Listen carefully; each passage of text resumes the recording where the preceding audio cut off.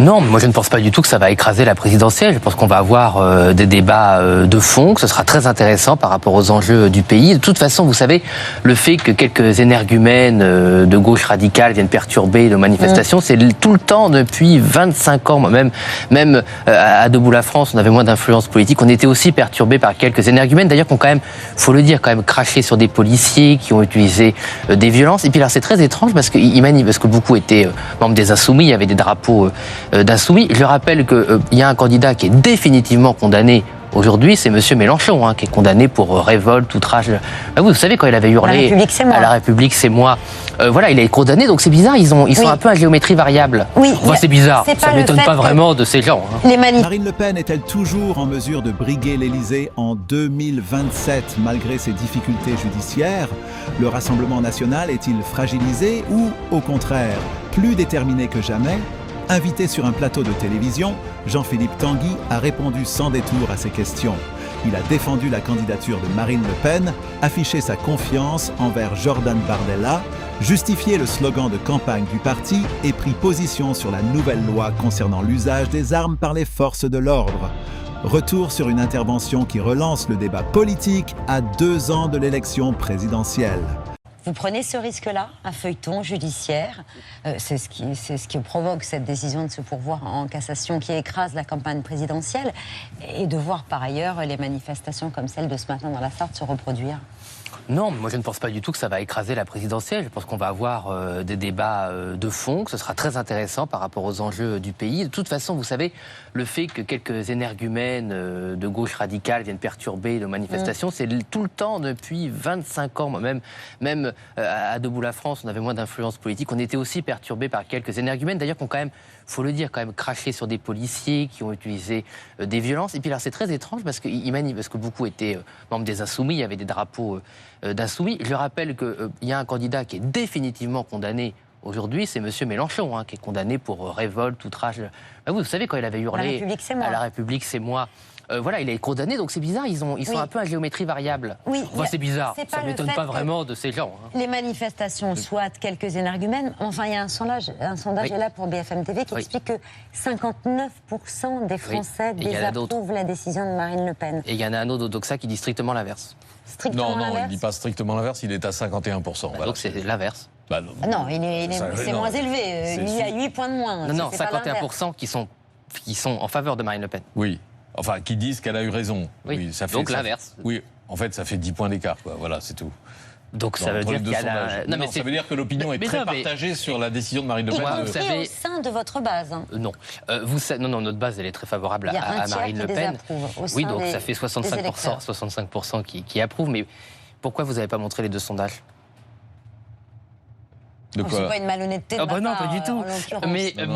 Et surtout, il y a un autre sondage. C'est 2 sondages sur l'intention de vote qui vont sortir ce soir. Oui, embargo 19h, donc je peux en parler maintenant. Le sondage Figaro, oui, et aussi Harris, donc il y a l'IFOP et Harris, et les 2 font une montée de Marine Le Pen de 4 points à 36% au premier tour, quelle que soit la configuration, et qui gagnent aussi tous les deuxièmes tours avec des ampleurs très différentes, ce qui prouve que notre électorat est parfaitement mobilisé derrière Marine Le Pen. Elle n'a jamais été aussi haute. Et donc le risque valait le coup d'être pris.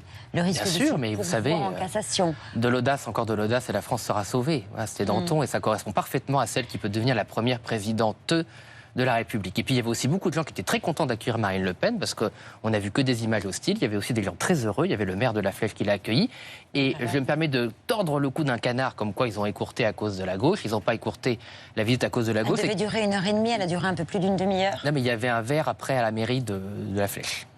Écoutez, tous les journalistes sur place ont vu que cette déambulation sur le marché avait été écourtée. Bon, écoutez, j'étais avec Marine. Je lui ai demandé, parce que quand je venais dans votre émission, je voulais avoir les bonnes informations, puisque j'ai croisé... Et donc elle a dit que ça n'avait pas été écourté. Non. Que c'était prévu, mais qu'on n'était pas au courant qu'il y avait un pot qui était prévu à la mairie. Ils étaient au courant, les journalistes, puisqu'ils étaient devant les grilles de la mairie, mais peut-être qu'ils auraient préféré prendre un pot avec nous. Bon, Patrick l'a rappelé, la Cour de cassation a indiqué qu'elle pourrait se prononcer au plus tard début avril 2027. C'est trop tard ou c'est trop tôt? Mais c'est la procédure judiciaire, donc la Cour de cassation, les magistrats font ce qu'ils veulent. Ils sont totalement libres. D'ailleurs, moi j'ai écouté, parce qu'il se trouve que ce matin j'ai croisé M. Attal dans une chaîne du service public qui parlait de guérilla judiciaire. Alors, si utiliser la Cour de cassation pour un justiciable s'est fait une guérilla judiciaire, là, M. Attal a un vrai problème avec l'état de droit. Non, c'est pas le pourvoi, c'est le fait que vous-même, d'autres porte-parole, ainsi que les avocats de Marine Le Pen, ici même sur ce plateau, Rodolphe Vossu, était là hier soir, disait qu'il fallait que la Cour de cassation ralentisse le rythme qu'elle avait prévu pour rendre sa décision sur le pourvoi de Marine Le Pen. C'est une manière de faire j'ai employé le terme aussi ce matin, c'est une manière de faire pression sur les juges, sur l'institution judiciaire, et en particulier sur les magistrats de la Cour de cassation. Monsieur Cohen, heureusement pour vous et pour nous tous que vous n'avez pas fait la guérilla, parce que si c'est ça la guérilla, alors là, dis donc, ça existe la guérilla. Écoutez, on peut discuter des termes. Non, c'est-à-dire que quand on utilise un recours de l'état de droit et qu'on dit c'est la guérilla, c'est ce qu'a fait M. Trump, par exemple, au Capitole, en ne soutenant pas une élection, en soutenant, en tout cas en laissant faire des gens violents, il y a quand même eu des morts. Voilà, donc comparer le fait que, c'est pas ce que vous avez fait vous, mais c'est ce que font un certain nombre d'opposants politiques, dire que c'est trumpien d'utiliser la Cour de cassation, je ne vois pas trop le rapport. Voilà, donc il y a peut-être un moment aussi, il faut juste que tout le monde accepte que Marine Le Pen, c'était pas le plan de certains opposants politiques qui ont l'air très désolés. Moi, j'ai assisté hier à quelques scènes assez drôles à l'Assemblée nationale où j'ai vu un certain nombre de députés insoumis et favorables à M. Attal pleurnicher sur le fait qu'ils étaient très déçus que Marine Le Pen soit candidat. Et écoutez, ça me renforce dans ma conviction que je suis très content qu'elle soit candidate. Quand Gilles Boulot, hier soir sur TF1, demande à Marine Le Pen ce qu'elle fera si la Cour de cassation valide l'arrêt de la Cour d'appel et si elle fera campagne sous bracelet électronique et qu'elle répond « les Français seront juges », c'est une façon de dire que les Français, la souveraineté populaire est plus forte que l'institution judiciaire. Et les Français sont de meilleurs juges que les juges. Il y a des accents trumpiens. Nigel Farage a employé exactement la même phrase, la même expression pour justifier sa candidature alors qu'il est cerné par un scandale financier en Angleterre. Il démissionne du Parlement britannique et provoque une élection anticipée. Les Anglais, les électeurs seront juges. C'est vrai. Quel est le problème ? Ça veut dire que non, les Français sont électeurs, ils ne sont pas juges. Ils ne seront pas juges à la place des juges. En français, être juge, ça ne veut pas dire juste. C'est pas eux qui vont considérer que Marine Le Pen est coupable ou non coupable. Mais Marine Le Pen n'a pas dit que. Excusez-moi. Pour elle ou pas voter pour elle. Il y a des gens. Puisque vous dites que les mots ont une importance. Absolument. Il ne faut pas dire guérilla judiciaire. Oui, dire que les Français seront juges, c'est qu'ils seront juges par leur vote de savoir si Marine Le Pen peut être présidente de la République ou pas. Elle n'a pas dit que les Français remplaceront les juges. Je ne comprends pas, j'ai l'impression qu'on cherche un peu une mauvaise querelle, là, sincèrement. Vous savez, Marine Le Pen, vous la connaissez un peu, je pense qu'on peut lui faire ce crédit. Si elle a envie de dire quelque chose, elle le dit. Oui. Donc si elle avait envie de dire que les Français savent mieux que les juges, elle aurait dit les Français savent mieux que les juges. On a encore dans l'oreille ce qu'elle disait après le jugement de première instance lors d'un rassemblement qui se tenait pas très loin d'ici. Donc vous avez raison, donc ça veut dire elle le dit. L'institution judiciaire a été plus que vivement critiquée et vilipendée. Ça existait, donc si Marine Le Pen avait voulu dire ce que vous pensez qu'elle avait voulu dire, elle l'aurait dit. Et là, elle l'a pas dit. Donc elle sait pas ce qu'elle pense. Enfin, c'est pas ce que vous pensez qu'elle pense. Donc elle a changé de point de vue sur l'institution judiciaire. Non, mais sur le jugement, là, oui. Sur la procédure en cours, elle n'a pas changé de point de vue. Elle pense qu'il y a toujours un système qui veut l'abattre et qui veut l'empêcher de se présenter. C'est ce qu'elle disait en mars 2025. Oui, mais là, c'est pas du tout passé de la même façon. D'ailleurs, c'est pas le même jugement. Et d'ailleurs, ça lui a rendu son éligibilité. Donc il n'y a pas de système contre le FN. Il y en avait peut-être un avant, mais là, il n'y en avait pas. Il n'y en a plus. Et si la Cour de cassation lui donne tort, Marine Le Pen fera avec. Oui, bien sûr. Elle fera campagne sous bracelet électronique. Bien sûr, si la procédure suit ce cours-là. Avec. Mais elle sera peut-être aussi, en tout cas, le jugement sera peut-être cassé. Quelques réactions politiques qui montrent que ce ne sont pas seulement des énergumènes de la Flèche qui... Là, c'était ça quand même. Je pense que vous n'allez pas soutenir des gens qui crachent sur les policiers et qui tapent avec les pancartes. Je dis justement, ce ne sont pas seulement des énergumènes qui protestent contre la candidature de Marine Le Pen et qui pensent qu'elle n'est pas exactement légitime à se présenter devant les électeurs. On a une responsable politique condamnée 2 fois pour détournement de fonds publics, qui engage une forme de guérilla judiciaire et juridique pour se présenter, qui prend par là même en plus en otage toute la campagne présidentielle. Elle avait indiqué qu'en gros elle ne miserait pas sur la cassation. Je crois que ça en dit long sur le fait qu'il ne faut pas croire ce que dit Marine Le Pen, puisqu'elle dit des choses et ensuite elle fait l'inverse. En 10 minutes à la télé hier, Marine Le Pen, qui est quand même très lourdement condamnée, est allée s'asseoir et s'essuyer les pieds sur 40 ans de leçons de morale qu'elle a données absolument à tout le monde sur le fait que la classe politique était malhonnête et qu'elle incarnerait les mains propres, la tête haute. Il n'y a pas une contradiction, pour reprendre ce que dit Jean-François Copé, dans ce qui a été le fondement du Front National puis du Rassemblement National dans ses campagnes pour la probité, contre une classe politique dévoyée et son attitude d'aujourd'hui? Non, puisque Marine Le Pen s'estime parfaitement innocente des faits qui lui sont reprochés et par ailleurs, il n'y a aucun enrichissement personnel, ce qui était quand même la critique essentielle, pour ne pas dire exclusive, de la campagne du Rassemblement National. Donc il n'y a pas de contradiction? Non. Mais par contre, dans ce pauvre M. Copé, il y a beaucoup de contradictions. Mais la liste serait trop longue et on passe une bonne émission. Donc on ne va pas parler des contradictions de M. Copé. Hein. Vous êtes libre de parler de ce dont vous souhaitez. Bah, si vous voulez, M. Copé, je veux dire, c'est comme quelqu'un qui a truqué le vote pour sa propre élection, détruisant son propre parti politique et finissant avec l'affaire Big Malion. Bon, ce matin sur France Info, voilà comment votre collègue député du Rassemblement National, Sébastien Chenu, résumait la campagne présidentielle qu'entame Marine Le Pen. Aujourd'hui, Marine Le Pen, tel Edmond Dantès dans le Comte de Monte Cristo, eh bien, ressuscité 100 fois, libéré 100 fois, évadé 100 fois, la revoilà candidate devant les Français. Vous auriez la même comparaison, Edmond Dantès? Oui, sauf que Marine Le Pen n'est pas vengeresse, donc tout le monde s'en sortira vivant.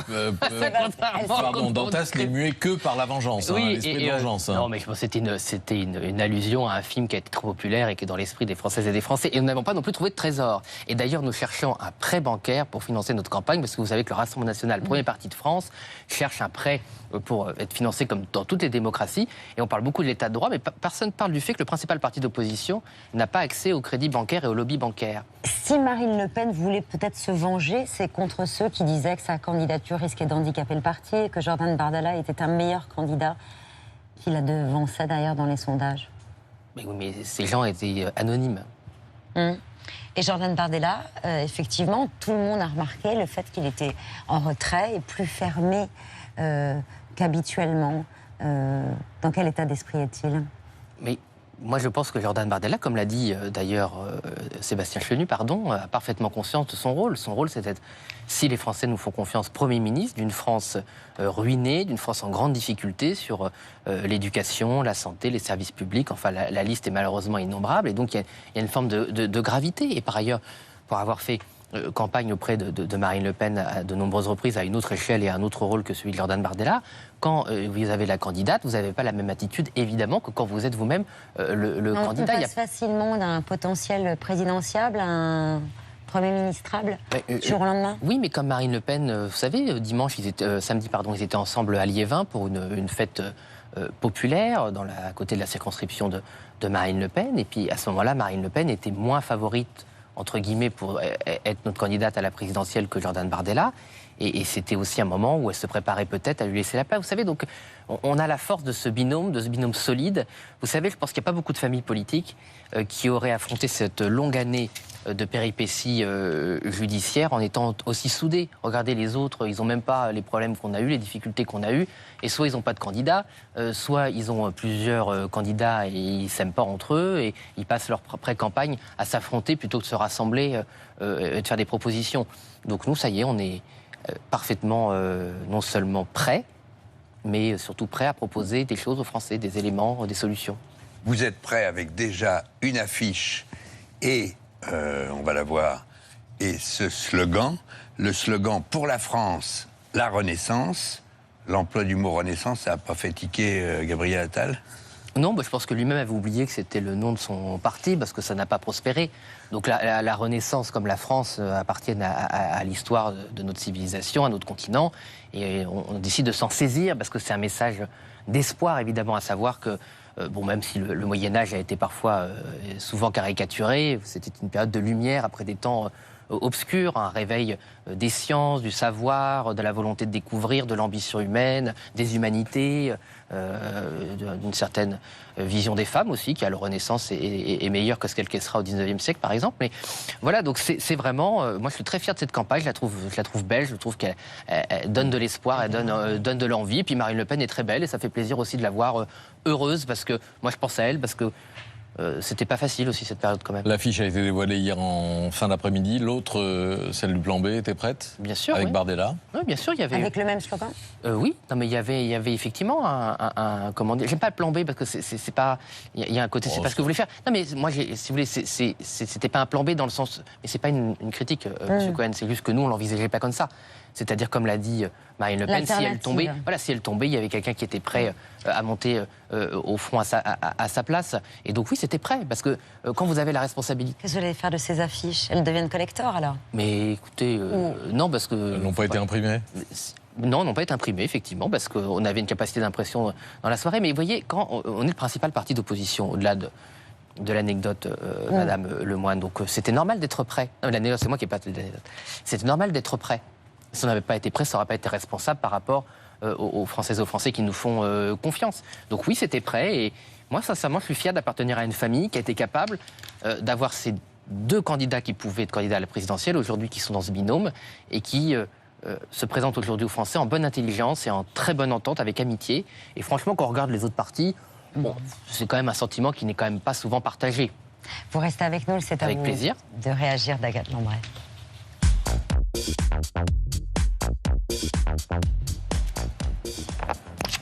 Aujourd'hui, la gauche dénonce un permis de tuer. Alors de quoi parle-t-on exactement? On parle d'une loi adoptée hier à l'Assemblée avec les voix du Rassemblement national, de LR et des macronistes. Cette loi prévoit que lorsqu'ils font usage de leurs armes, policiers et gendarmes sont présumés avoir agi légalement dans certains cas. Par exemple, si leur vie ou celle d'autrui est menacée, dans certaines hypothèses de délit de fuite ou de périple meurtrier. Un texte adopté à l'Assemblée dans une ambiance extrêmement tendue. La France deviendrait dès lors un pays où une mort par tir policier ne donnerait lieu à aucune enquête automatique. L'impunité sera totale et l'injustice absolue. Cette proposition, elle vise à organiser une présomption d'usage légitime des forces qui peut être levée à tout moment. Ça n'organise aucune irresponsabilité pénale. Aucune irresponsabilité, dit Laurent Nunez. C'est justement ce qui inquiète les opposants au texte, au-delà du fait que cette idée est une vieille rengaine d'extrême droite. Elle figurait dans le programme de Jean-Marie Le Pen en 2007. Ce qui trouble, c'est notamment l'inversion de la charge de la preuve qui figure dans cette loi. Ce sera aux victimes, parfois à la famille des victimes, quand ils seront plus en état d'expliquer ce qui s'est passé, de rapporter la charge de la preuve de ce que les policiers n'étaient pas en état de légitime défense. Ce sera très compliqué puisqu'ils n'auront pas les moyens nécessaires, ils n'auront pas les éléments matériels que le parquet aujourd'hui récolte, ils n'auront pas les vidéosurveillances. Mais cette mesure, elle est aussi réclamée depuis longtemps par les syndicats de policiers qui expliquent que les forces de l'ordre ont besoin de ne pas être automatiquement suspectées quand elles utilisent leurs armes. Le texte, en fait, permet aujourd'hui de ne plus considérer comme un suspect le policier qui va faire un usage, je dirais, régulier, scrupuleusement par rapport au texte, de son arme. C'est pas un permis tué, il y a toujours une enquête qui est en cours. L'agent, il devra respecter les 5 cas d'usage des armes. Syndicat de police donc qui salue une avancée, mais ce texte suscite une réelle émotion. Un homme dont le fils avait été tué par un tir policier a déposé une pétition contre cette loi. Ce soir, plus de 400 000 signatures ont déjà été recueillies. Jean-Philippe Tanguy, votre parti a soutenu ce texte. Est-ce que vous ne redoutez pas que cela augmente les tirs policiers, qu'il y ait un sentiment d'impunité et surtout que cela risque d'augmenter, voire de multiplier les bavures? Non, absolument pas. Moi, je suis très fier de cette loi qui, évidemment, provient effectivement du programme de Marine Le Pen directement. C'est un texte que nous avons inspiré, que nous avons soutenu. Bon, le gouvernement a préféré défendre son propre texte plutôt que d'accepter les textes que nous proposions. Soit, ce qui compte, c'est que les policiers disposent de cette légitimité de Vous vouliez aller encore défense. plus loin, c'est ça? Non, pas spécialement. Là, je crois que c'est un texte qui est équilibré. On regardera ensuite comment il atterrit définitivement. Mais non, au contraire, il y a beaucoup de policiers, malheureusement, qui sont tombés. Il y a beaucoup de familles qui pleurent des policiers qui n'ont pas pu se défendre parce que la doctrine les empêchait de se défendre, alors qu'ils sont formés. Nous avons une police parfaitement républicaine, parfaitement formée. Sans-il, faut-il l'améliorer, notamment leur donner plus de moyens pour s'entraîner. Mais je ne suis pas du tout inquiet, je suis plutôt fier aujourd'hui. On n'aura plus à dire à des enfants, à des femmes ou à des maris qu'un policier est tombé parce que la doctrine était mauvaise. Dès le début de l'entretien, Jean-Philippe Tanguy est interrogé sur la situation judiciaire de Marine Le Pen et sur les conséquences qu'elle pourrait avoir sur la campagne présidentielle. Alors que certains observateurs estiment que ces procédures fragilisent la présidente du groupe RN, Tanguy affiche une confiance totale. Selon lui, le choix de poursuivre les recours judiciaires était assumé. Il explique que le pourvoi en cassation représente une étape normale du processus judiciaire et qu'il ne remet pas en cause la détermination du parti. Pour Jean-Philippe Tanguy, les difficultés rencontrées par Marine Le Pen n'ont pas provoqué de démobilisation des sympathisants. Au contraire, il affirme que la base électorale du Rassemblement national reste fidèle et mobilisée. À ses yeux, la campagne présidentielle ne se résume pas aux affaires judiciaires, mais avant tout aux préoccupations quotidiennes des Français. Le pouvoir d'achat, la sécurité, l'immigration ou encore les services publics. Interrogé sur les derniers sondages, Jean-Philippe Tanguy critique la manière dont ils sont parfois présentés. Selon lui, certains commentaires médiatiques donnent une image exagérément négative de la situation du RN. Il estime qu'un sondage constitue une photographie à un instant donné et ne préjuge pas du résultat final d'une élection.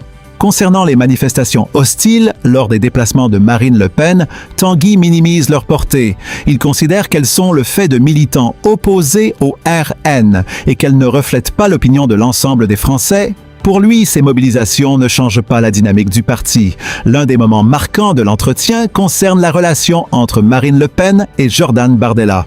Jean-Philippe Tanguy insiste sur la complémentarité entre les deux responsables politiques. Il décrit un fonctionnement basé sur la confiance et une répartition claire des responsabilités. Selon lui, Jordan Bardella se prépare à exercer de hautes fonctions si le Rassemblement national accédait au pouvoir. Tanguy évoque notamment l'hypothèse d'un Bardella Premier ministre, affirmant que celui-ci aborde cette éventualité avec sérieux et sens des responsabilités.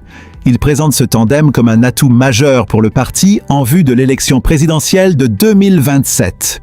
Pourquoi le slogan « Renaissance » ? Jean-Philippe Tanguy est également revenu sur le choix du slogan de campagne. Il explique que ce message vise à transmettre une idée de renouveau et d'espoir. Selon lui, le Rassemblement national souhaite convaincre les électeurs qu'une alternance politique est possible. Le slogan entend symboliser une nouvelle étape pour le pays, avec la volonté affichée de répondre aux préoccupations économiques, sociales et sécuritaires. Le débat sur la légitime défense des forces de l'ordre. En fin d'émission, les échanges portent sur la loi adoptée à l'Assemblée nationale concernant l'usage des armes par les policiers et les gendarmes. Jean-Philippe Tanguy soutient ce texte. Il estime qu'il apporte davantage de protection juridique aux forces de l'ordre lorsqu'elles interviennent dans des situations dangereuses. Selon lui, cette évolution ne crée pas une impunité pour les policiers, mais cherche à clarifier les conditions dans lesquelles ils peuvent agir. Cette réforme suscite toutefois des critiques de la part d'autres responsables politiques et d'associations qui exprime des inquiétudes sur ses conséquences potentielles pour les libertés publiques et le contrôle de l'usage de la force. Le sujet reste donc l'un des plus débattus du moment.